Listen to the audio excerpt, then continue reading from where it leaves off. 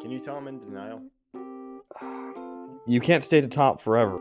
I was also very surprised when I looked at my phone and saw Joe Girardi dismissed. Well, I think mine were with common sense. I think now belongs in the all-time greats top 10. Boston, I really think only got to this point because of a guy named Chris Middleton being out for the Bucks. That power play just was unbearable. It was humming.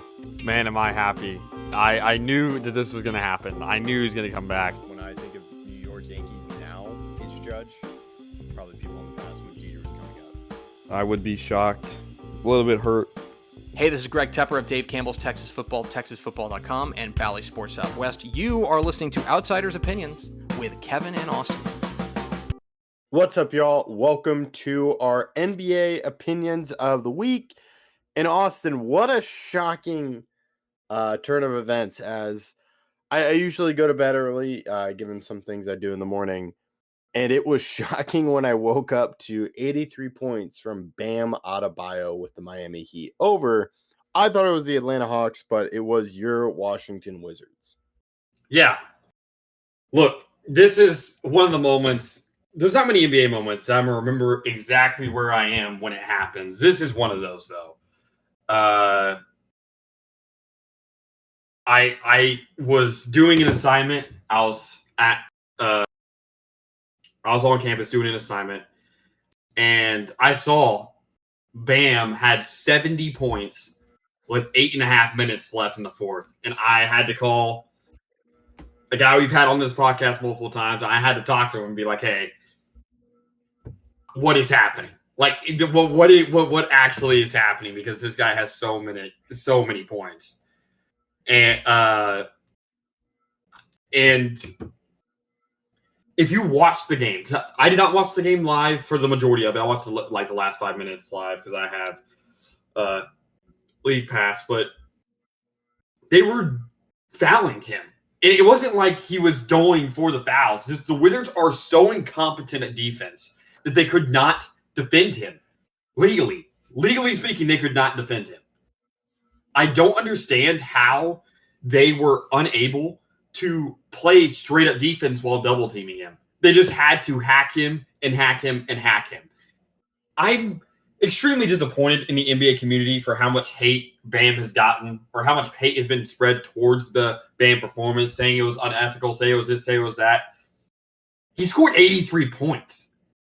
I don't think people understand how many points that is.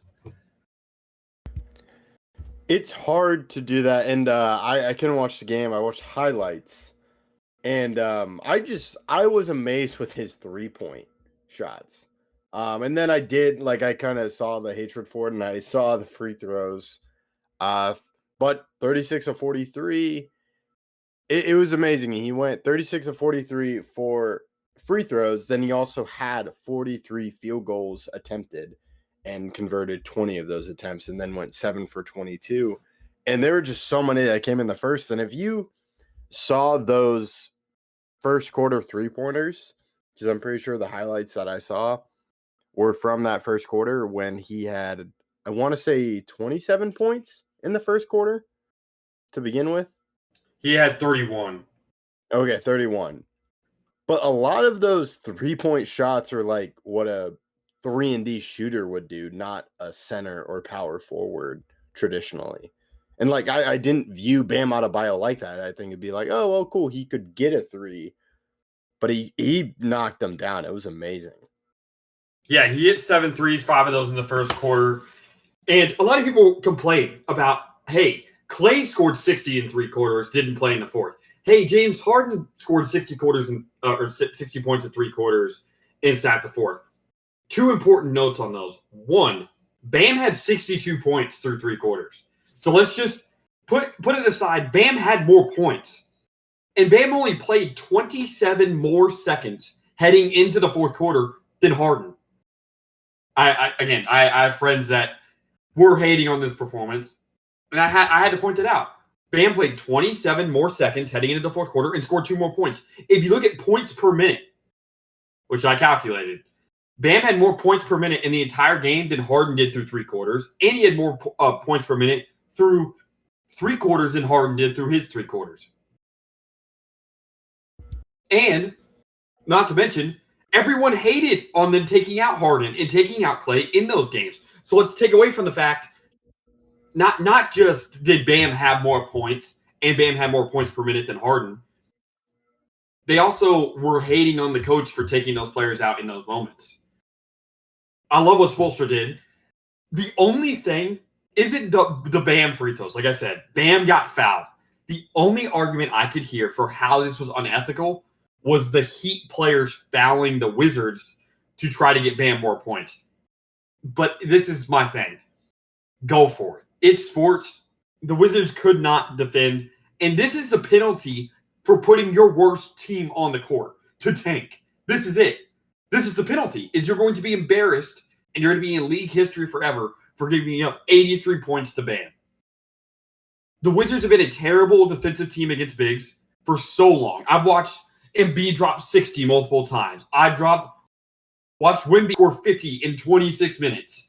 I've watched bigs torch us the last half decade. This is what happens. This does not surprise me in the fact that we give up a ton of points. 83 points surprises me. But giving up 60 to Bam would not have shocked me because of how incompetent the Wizards are. Anthony Gill, it might be the worst player in the league that gets significant minutes at this point of the season because of how many players the Wizards are just benching. Sarr, he's not hurt. Keyshawn George, he's not hurt. They're just benching their players so they don't have to play and increase their win total. So they're playing bums. This is the penalty for tanking. I'm sorry, you don't get to have your to eat your cake and have it too. Like you can't go both ways. You can't. Oh, don't score this many points. They're tanking. They want to lose this game. We're gonna give them something. Then we're gonna get something out of this game that's more than just a win. I don't have a problem with stat padding in a win. In losses, I have more concern with it, like Booker's against the Celtics where they lost by a ton of points, because that could have impacted you winning the game. Or back when Westbrook was going for his triple-double in his MVP season, there were some times that Westbrook would hold on to the ball till the end of a possession to try to force an assist, and they wouldn't score, and they would lose games because of that. If you're losing games because of the stat pad, I could see the problem with it. But in a game you're up by this much, go for it. The league is trying to penalize tanking. This is the penalty. Yeah, I do think, kind of looking back on it when we get to the future, there will be, the Wizards were terrible that year. Not to discredit Bam, but I think it gives context around it. And I do think a lot of that goes to the point of tanking. Like, yes, you're putting the worst roster out there, and players that are having a great night are going to take advantage of that. If you get mad at someone scoring points in a professional league, my response is stop them. I think you can argue. I agree. High school. There was a big conversation. I want to bring this up really quickly. I believe this was 1819 or 1920. I don't necessarily remember exactly, but Jamal Murray scored 50 points in a game, and he had 47, and he hit a three with like 10 seconds left to score 50 points. He was young in his career, and the other team got mad at him, yada, yada, yada, and Jamal Murray's were like, okay, you don't want me to score 50? Then stop me from scoring 50. Well, don't just complain when I score it. And that's how I feel about, especially like you said, in a league that allows people to tank at the level that they do. There has to be a penalty for having the worst defenders in the league on the court. I'm sorry, we don't just get to stop trying because you're giving us a win. That's not how this works. And when the Wizards proved how terrible they truly are when they started trying.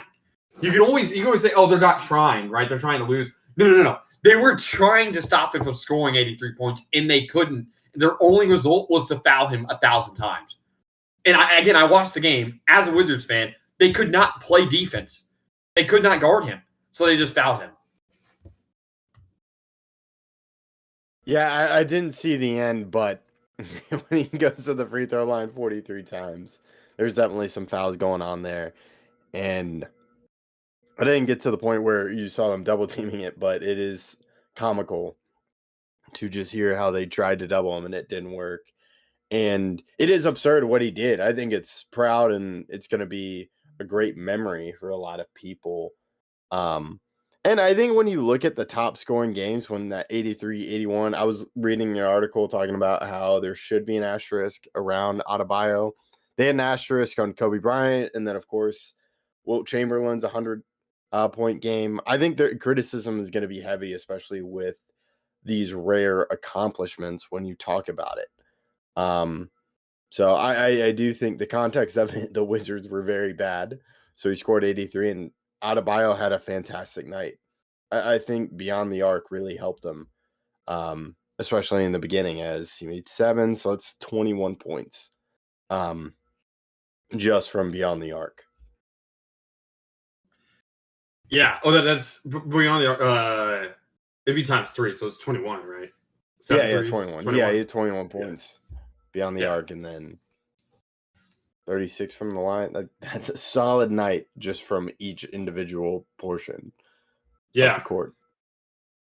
83 points. I think it is the second most surprising thing since I've really started watching the NBA.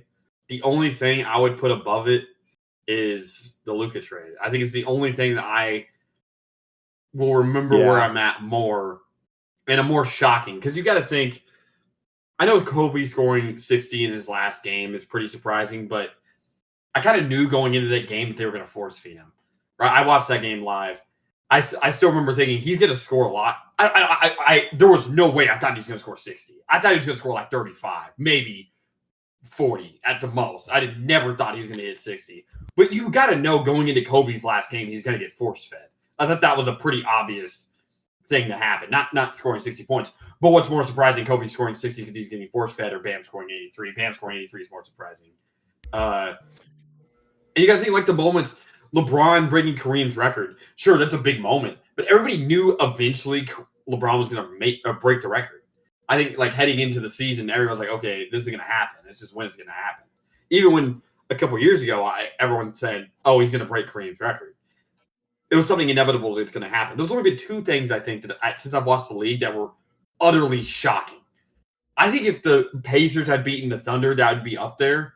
But I think these are the only 2 moments that I've been utterly speechless for an event happening. And they're the only 2 NBA moments on the court. Or not on the court, but like in the league. Like, we're not talking about anything outside the league would happen with players, but just a trade, something that happened in the league, or an on the court moment that I'm like, I have to remember where I am right now.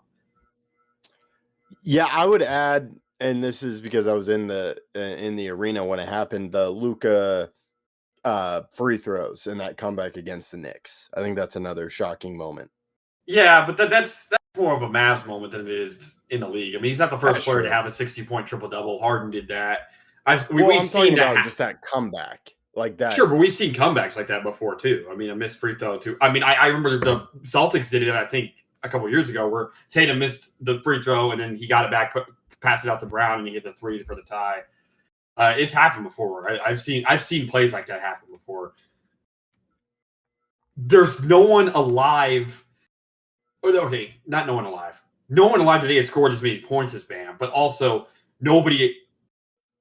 There's not footage of more points being scored, is the way I put it. Sure, there may be somebody alive who watched the game in person, or even maybe televised if there was part of the game televised for Wilt scoring 100. I don't know, but televised that you can watch the game. There's no one who scored more points than Bam Adebayo, which is the craziest sentence I've probably said in this channel for me, like thinking about that and the Luka trade. It's the only 2 things that when I say it, I'm like, that does not feel right coming out of my mouth. Yeah, it is shocking with 83 points and Bam Adebayo. Just, if you had to give me a list of guys I think do 83, Bam is not on that list for me. And now he's on that list forever. That's awesome. That's great. Here's the thing. People were going to say, okay, now his record's going to get broken. Who cares? He scored 83 points. I don't think it's going to be breaking as easy as some people think, because I don't think another team wants this to happen to them where they're the butt of the joke. But also, if it does happen again, Bam still scored 83 points. Nothing can take away from that. There's no way to diminish, in my mind, 83 points. There's no way. unless you had lost the game, which they didn't. That's the only way to diminish something like that is to lose. I think it's the only reason why Booker's 70-point game for me is a little bit lower than all the other games I've watched where somebody's had 70 points. Is because he lost the game. Yeah, that's a great point. Thinking about that. Yeah, they won. It was a high-scoring game, and as Bam scored over half the points with his 83 points. There's been teams that have scored less than him this season. Oh my gosh, man. It's wild to think about. And it's really cool. Even though the Wizards are going to hold on to that forever. Forever. I did see a funny joke that Jalen Rose was extremely happy afterwards because he was the one guarding Kobe. But yeah, people were joking. There was a meme about Alex Sarr and Sarr didn't play in the second half. Really, I know it's a funny joke. It should be Anthony Gill. Anthony Gill is the one who was guarding him the most. I'm telling you, he's the biggest culprit. All right. Let us know your thoughts in the comments. We appreciate you listening to Outsiders Opinions.